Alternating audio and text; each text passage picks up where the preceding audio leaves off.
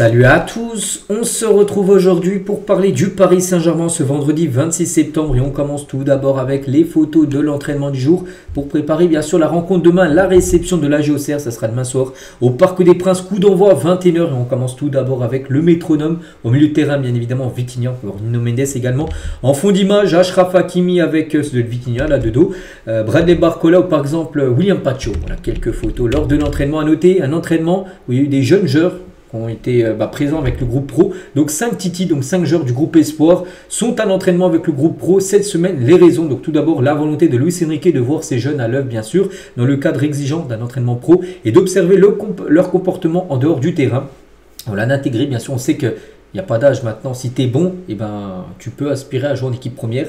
C'est le cas, il a pris quelques meilleurs éléments de l'équipe Espoir pour les introduire bien sûr dans le groupe pro et redonner aussi un peu d'air à un groupe touché par les blessures. On sait qu'il y a pas mal de joueurs blessés, donc du coup ça fait des manquements quand même à l'entraînement. C'est pour ça aussi qu'il est parti piocher quelques jeunes joueurs et garantir un niveau d'intensité suffisant lors des séances. Donc voilà en gros pourquoi tout au long de la semaine les gars, il a pris quelques jeunes parisiens. Et comme j'ai dit, un entraînement pour préparer ce match demain contre l'AG Auxerre, coup d'envoi 21h05.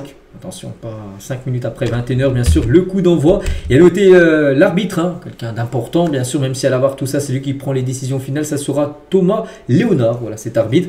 Donc, le match sera diffusé sur la chaîne Ligue 1+. Donc, la conférence de presse de Luis Enrique aura lieu tout à l'heure à 13h. On en reparlera demain, bien sûr, de tout ce qu'a pu dire le coach parisien sur cette rencontre. Et à noter, les gars, avant le point médical qui devrait sortir là très prochainement. Donc, le PSG devra composer sans Désiré Doué et Ousmane Dembélé face à l'AG Auxerre. Les deux sont sûr et certain forfait pour la rencontre. Donc c'est un point médical sera réalisé en fin de semaine pour le premier afin d'évaluer ses chances de participer au déplacement à Barcelone concernant Doué. Donc la situation de Dembélé paraît plus délicate pour Doué. Il y a vraiment Doué a 50% de chances peut-être qu'il joue contre le Barça. On verra. Bon, pour Dembélé, lui, c'est sûr, il est forfait pour le FC Barcelone. Donc touché à la cuisse droite, l'attaquant pourrait ne retrouver les terrains qu'autour du 20 octobre. En parlant de Dembélé, une échéance encore incertaine puisqu'il poursuit actuellement un programme de soins adapté.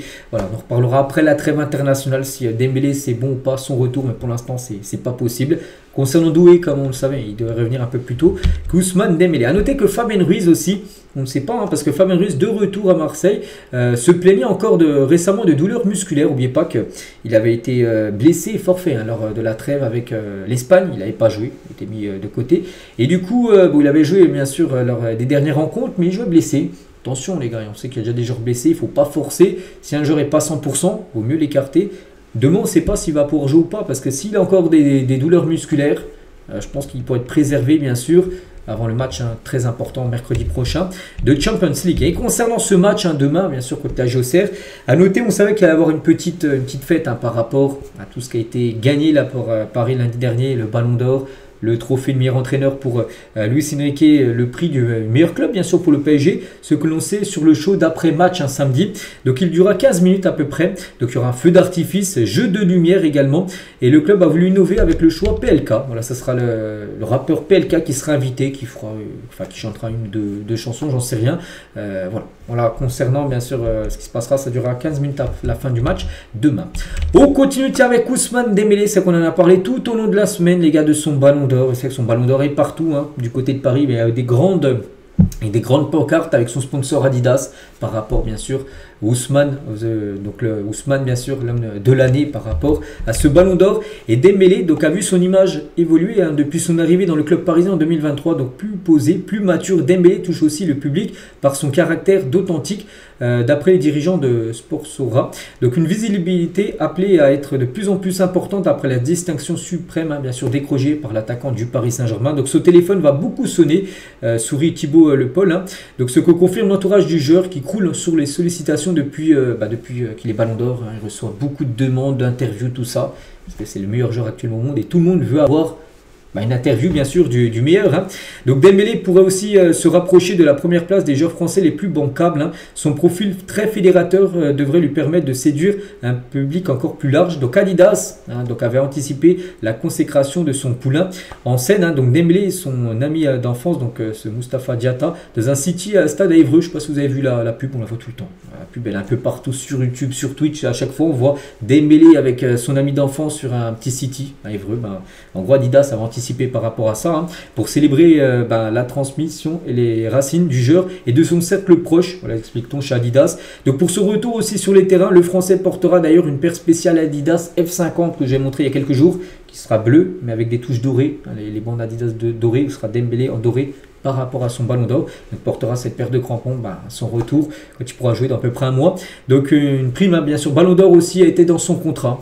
Une prime, s'il gagne le ballon d'or, il touchera quelques, peut-être pas millions, mais peut-être que quelques milliers d'euros en plus. Donc voilà, c'est vrai que ça a changé maintenant son image, bien sûr, à Ousmane Dembélé. Et toujours avec lui, bien sûr, hein, on continue à en parler. Tiens, en 2015, il y a 10 ans, les gars, il a 18 ans. Il était tout jeune, bien sûr. Je frappe mieux du pied droit et je conduis mieux du pied gauche. Et tiens, on revient sur une interview qu'il a fait à Ben Sport. Il avait dit, hein, déjà, on comprend qu'il n'a jamais été obsédé par les récompenses individuelles, alors que là, il a bien gagné quand même le ballon d'or, récompense suprême individuel à remporter. Déjà, le journaliste lui avait dit en 2015, hein, bien sûr, alors là on était très loin du ballon d'or, tout ça. L'idée d'être élu meilleur espoir de Ligue 1, est-ce que ça vous intéresse? Il est à Rennes. Hein.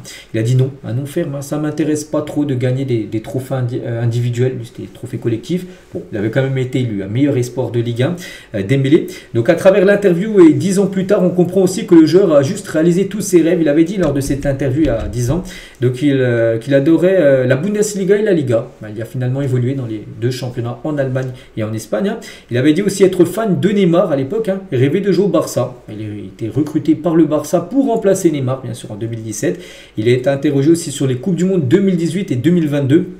Lors de l'interview en 2015, à ce moment-là, il n'est pas international et il a fait quand même 2 finales de Coupe du Monde, bien sûr. Bon, une gagnée, une perdue, bien sûr, avec la France. Donc voilà, vraiment, il pensait des choses. C'est que si on fait le bilan avec ces déclarations-là et 10 ans plus tard, on peut voir voilà, que sa carrière est totalement une réussite et il a réalisé pratiquement tous les rêves, hein, qui s'étaient fixés il y a 10 ans. On continue les gars avec la soirée de la fondation du Paris Saint-Germain. C'était mardi soir, lundi soir, cérémonie du Ballon d'Or. Mais le lendemain les gars, donc il y avait au Parc des Princes la fondation. Il y a eu beaucoup de maillots qui ont été mis en enchère pour récupérer de l'argent. Des maillots portés lors de la finale de la Ligue des Champions, le 31 mai dernier. Et le maillot le plus cher vendu, c'est celui de Marquinhos. Il a été vendu 55 000 €. Pourquoi celui de Marquinhos? Parce que c'est le capitaine, parce que c'est le joueur qui était là le plus longtemps au club. Et voilà, il avait plus de valeur, enfin, pour ceux qui voulaient mettre de l'argent pour acheter son maillot que les autres. Donc Marquinhos, il a été vendu 55 000 €. Celui de Vara, il a été vendu 42. Mendes 30, Pacho 16 et Vitinha 10. Voilà, donc ça, c'est des grosses sommes d'argent récupérées pour la fondation, bien sûr, du Paris Saint-Germain. Tiens, en parlant de Kvaratskhelia, eh ben, j'ai compris qu'un attaquant qui défend plus de chances de réussir dans le football d'aujourd'hui. C'est vrai que lui, c'est un attaquant qui attaque beaucoup, en plus il attaque bien, mais aussi il défend. Et maintenant, c'est vrai qu'il y a une nouvelle forme d'attaquant, voilà, la doublette, donc attaquant plus aussi faire le pressing, défendre, et c'est toujours un plus, hein, bien sûr, quand tu es attaquant et tu défends plus, les entraîneurs kiffent ça, donc on sait qu'il a ce registre là. Et Willy Sagnol, hein, son coach, hein, du côté de la Géorgie, il a dit, hein, quand il est sur le terrain, il est là pour performer, hein, pas pour les photos Instagram, bien sûr, avec Kvaratskhelia. J'ai l'impression de voir un joueur d'un autre temps, un joueur de l'époque, en gros. J'ai tout de suite trouvé que c'était le clone, en gros, de Franck Ribéry dans sa façon de jouer. Voilà en gros ce que pense, hein, bien sûr, Willy Sagnol, hein, sur Kvaratskhelia. On continue, on finit aujourd'hui les gars avec, c'est l'anniversaire d'Idrissa Gueye les gars, ancien parisien. Donc il fête aujourd'hui ses 36 ans, Idrissa Gueye, maintenant qu'il ne joue plus trop, je sais qu'il était parti à Everton, est-ce qu'il est encore là-bas, je ne me souviens plus, bref, il était joueur du PSG. Et aujourd'hui c'est son anniversaire, on finit avec lui. Aujourd'hui donc voilà les gars, tout ce qu'il y avait à dire, j'espère que ça vous a plu, on se retrouve nous demain.